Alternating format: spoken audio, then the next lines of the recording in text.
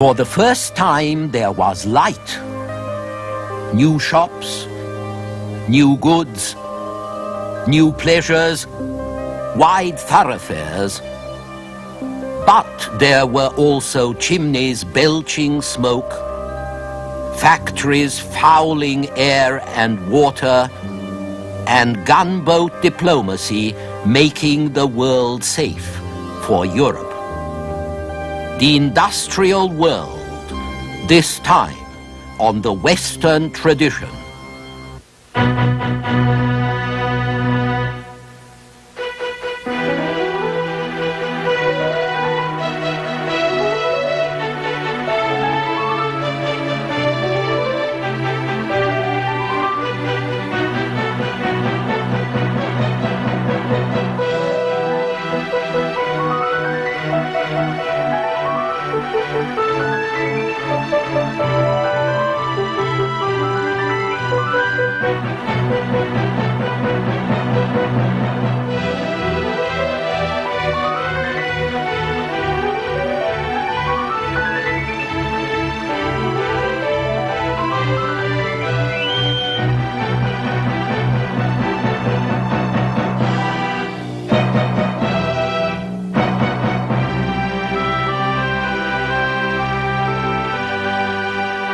And now UCLA professor Eugen Weber's continuing journey through the history of Western civilization. Last time we ended with the rise of the big city during the Industrial Revolution. Cities have always been the centers of civilization, of course, but in the 19th century this was more so. They became the shop windows of the modern world. And even the term shop window was something that you couldn't have used before the late 18th century and that you wouldn't be very likely to use before the 19th century, because there were no shop windows.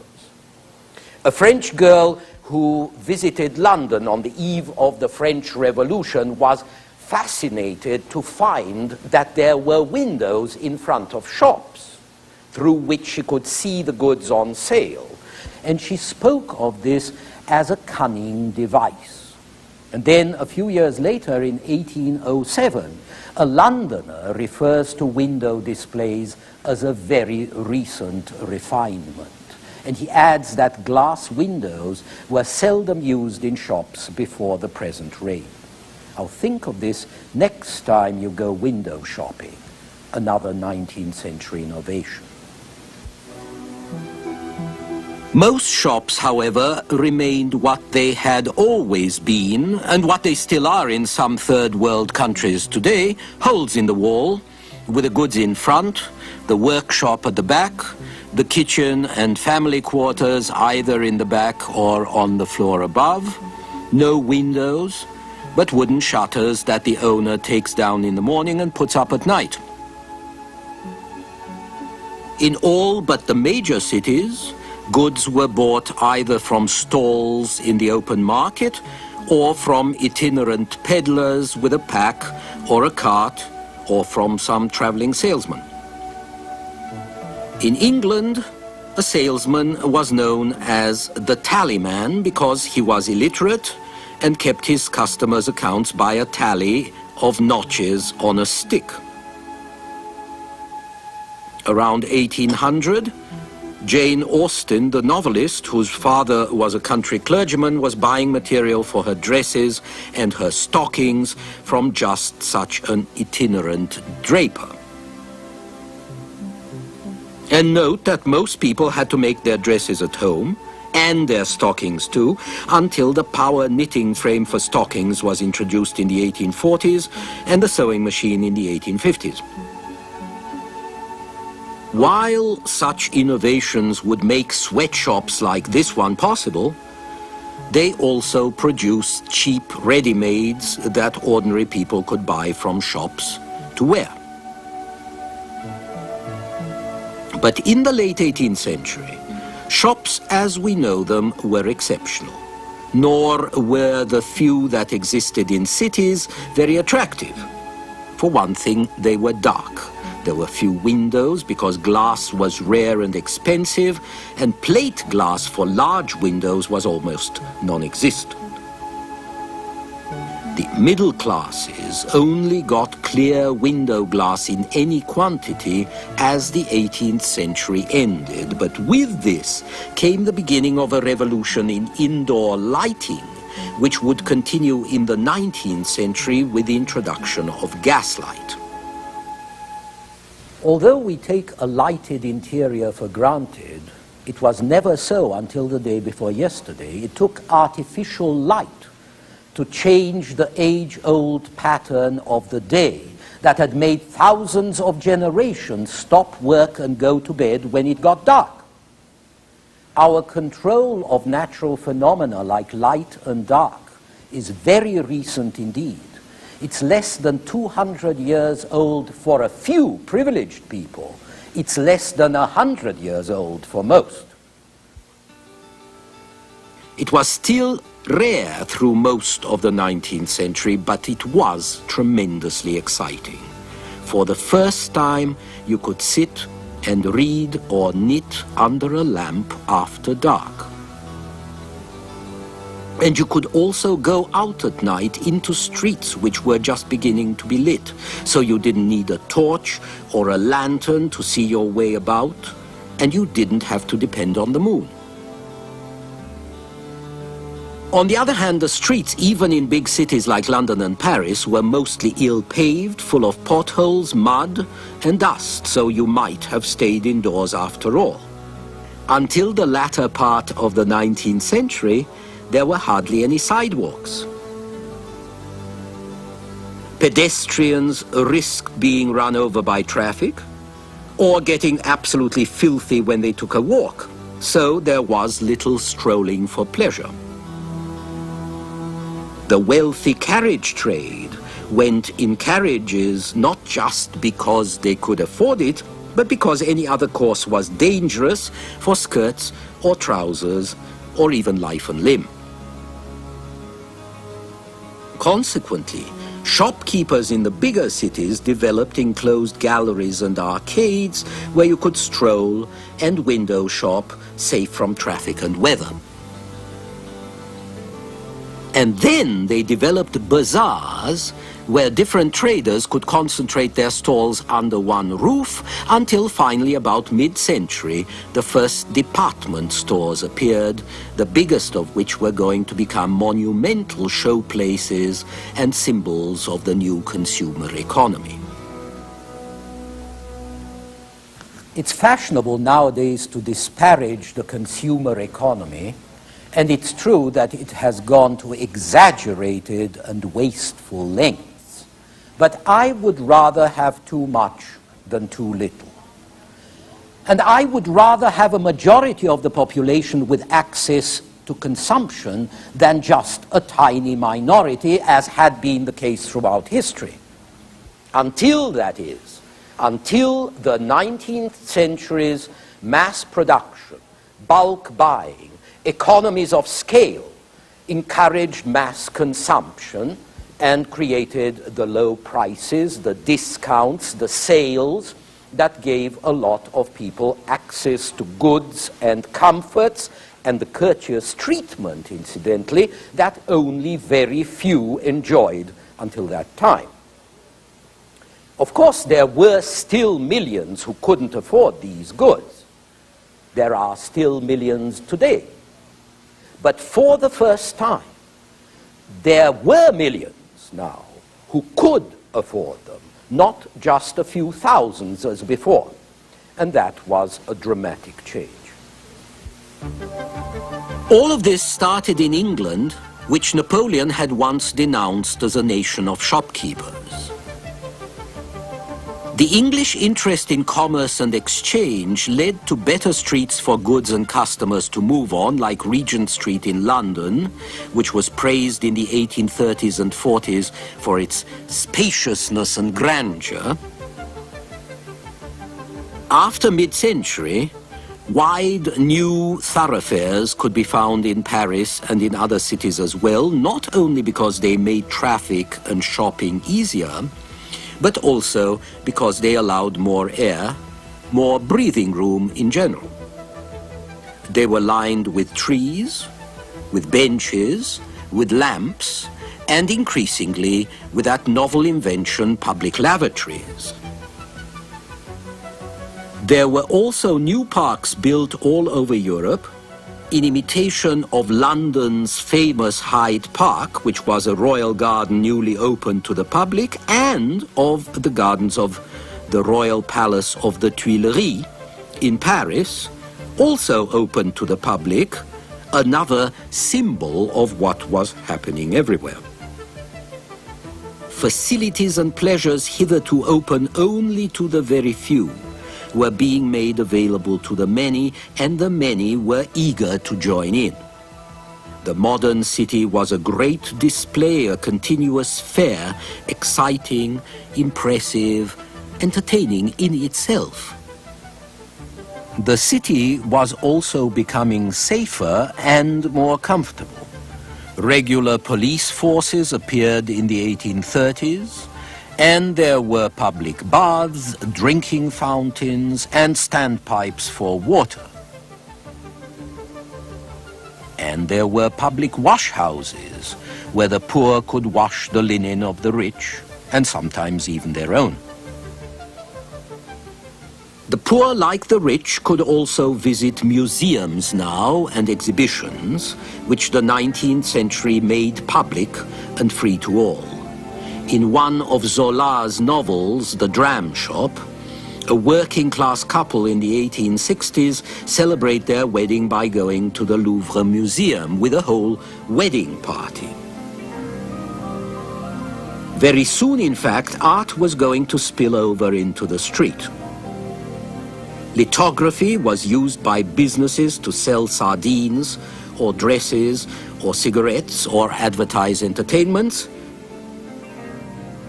And city streets blossomed with posters which represented some of the most exciting artwork of the time. They exposed ordinary people to the avant-garde art of the day.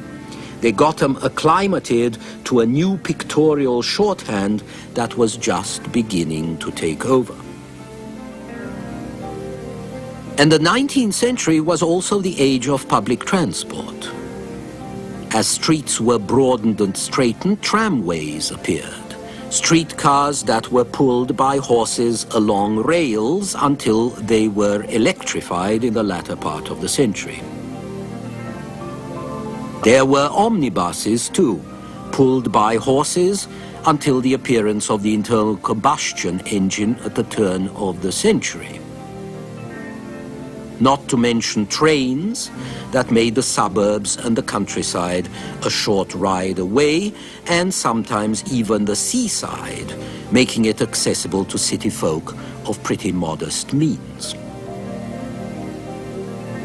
Indeed, the second half of the 19th century was for many the age of Sundays in the country, of family picnics by a river or in a field, taking your girl out rowing, of a new kind of relaxation that the Impressionists begin to paint in the 1860s. A whole new population of artisans, clerks, shop assistants were able to enjoy nature and fresh air as never before. So what you had was a democratization of goods and services and facilities, including leisure and nature and fresh air. And people needed more leisure and more fresh air because the modern city, which offered them a lot of new things, also took away some of the old things. Just as you could see a medieval city from far away because of its church spires, you could see the 19th century industrial town because of its chimneys belching smoke and the smog that hung over it. Dickens produced a graphically disgusting picture of this in Hard Times, where Manchester becomes Coketown, which he describes as a blur of soot and smoke, a dark, formless, stifling jumble under what another Englishman, John Ruskin, calls the storm cloud of the 19th century. And you could smell it too. Not just the smell of coal and machine oil, but the refuse. At mid-19th century, Parliament had to suspend its sittings because the Thames stank so badly. And so did a lot of industry, gin works, dye works, gas works, chemical works, and so on. But the most characteristic smell was coal dust and smoke. The Industrial Revolution ran on coal, the 19th century was fueled by it. Even at the end of the century, when people were already beginning to use electricity and gasoline-driven engines, 95% of commercial energy was generated by coke and coal, and most fireplaces were heated by it, however badly and inefficiently. England was the most coal-driven country because England had coal fields that were within easy reach of water transport on the Clyde, on the Tyne, and in Wales.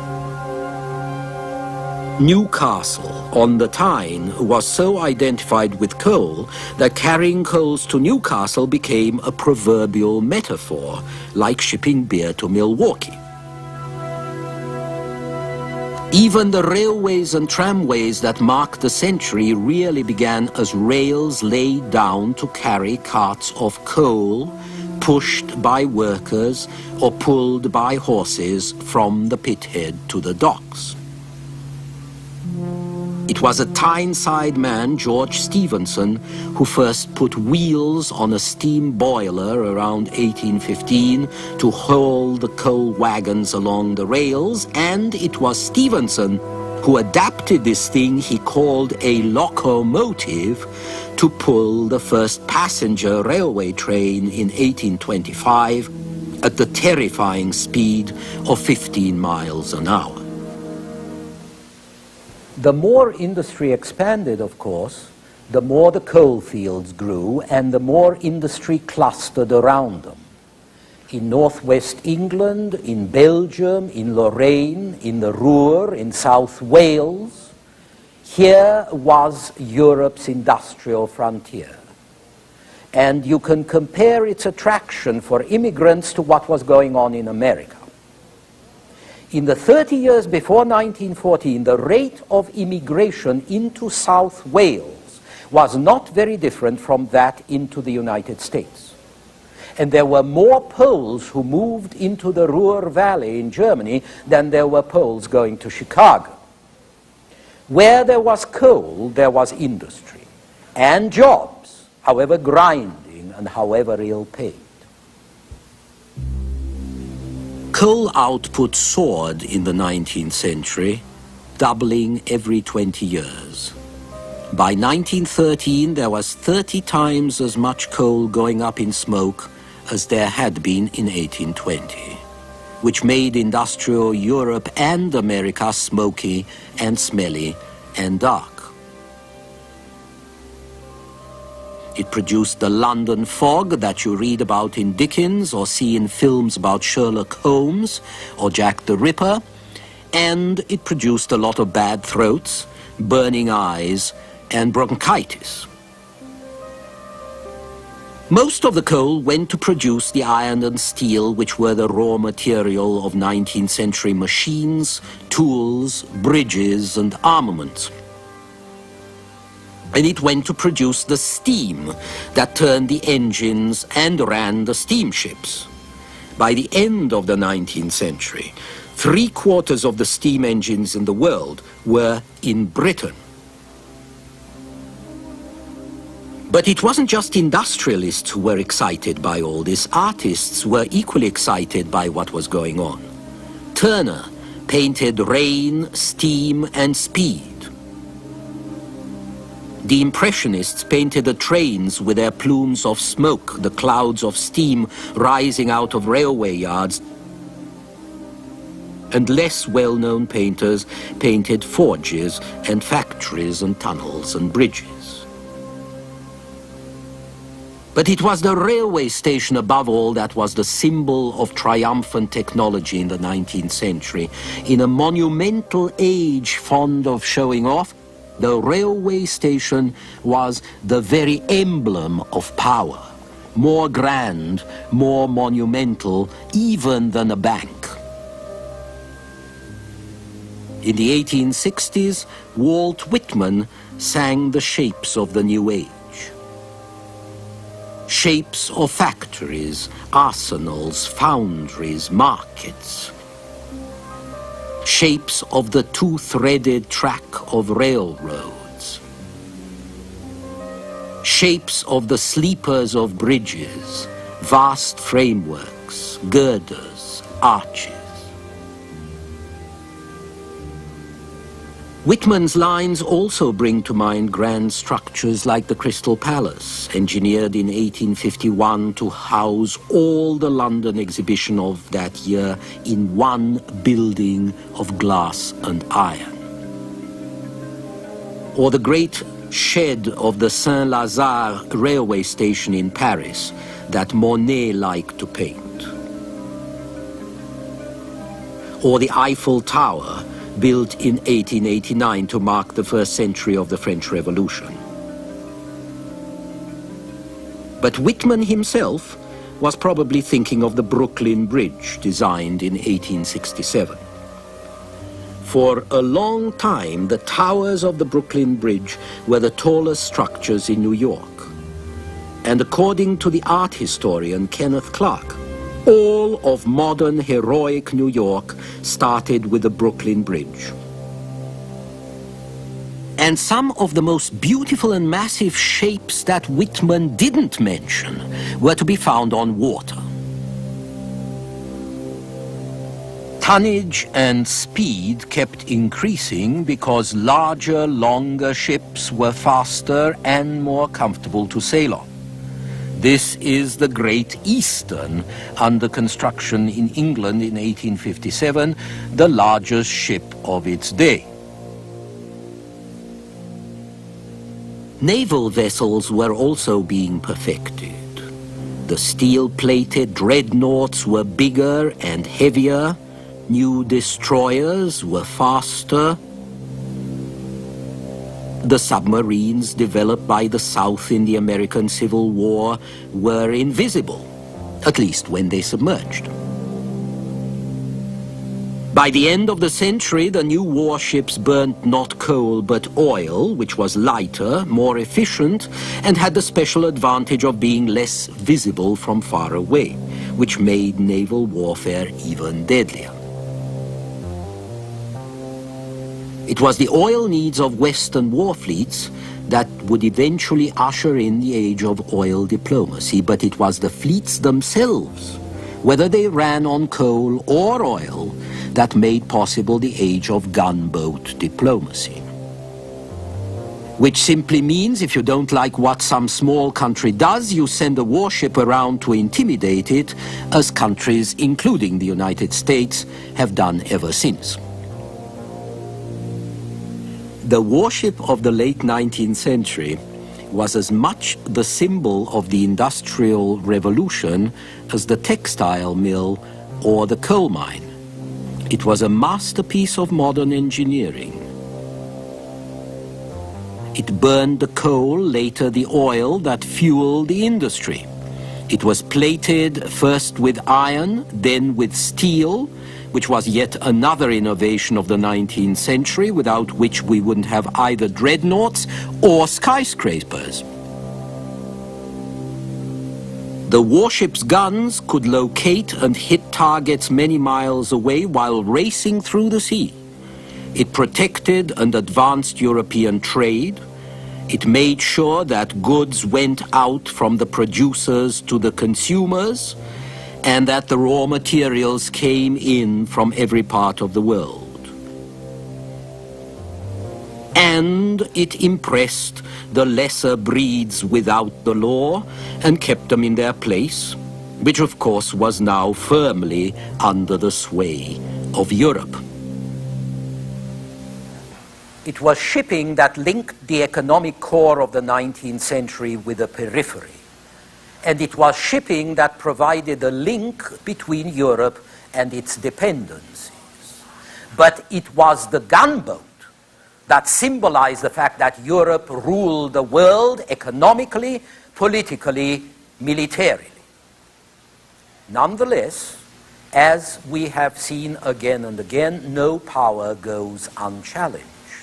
In our next program, we'll leave behind the achievements of the 19th century, and we shall look at some of its conflicts. Until then.